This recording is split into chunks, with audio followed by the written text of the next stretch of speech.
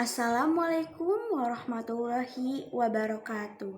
Wilujeng enjing kanggo pamirsa sadayana. Simkuring dina waktos ieu bade ngadugikeun sawatara warta anu kantos kajantenan dina babaraha poe kapangker ieu.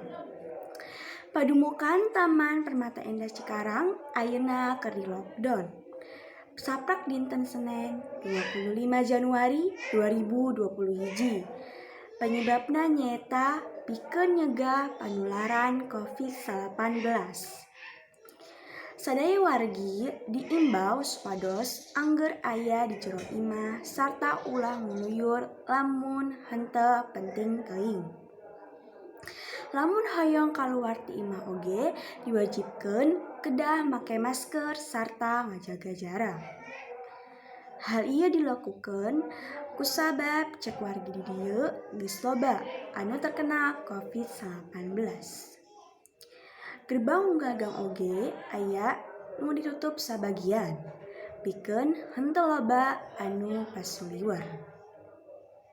Cek wargi sakitar diparkirakeun lockdown di padumukan ieu teh dugi ka 8 Februari 2021.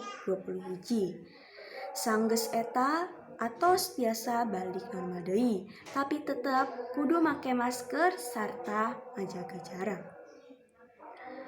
Rupina sakitu warta anu parantos didugikeun ku simkuring kapayunan pamiarsa sadayana. Mugi ieu warta janten mangfaat kanggo pamiarsa sadayana. Wilujeng tepang deui dina waktu anu kapayun. Hatur nuhun. Wassalamualaikum warahmatullahi wabarakatuh.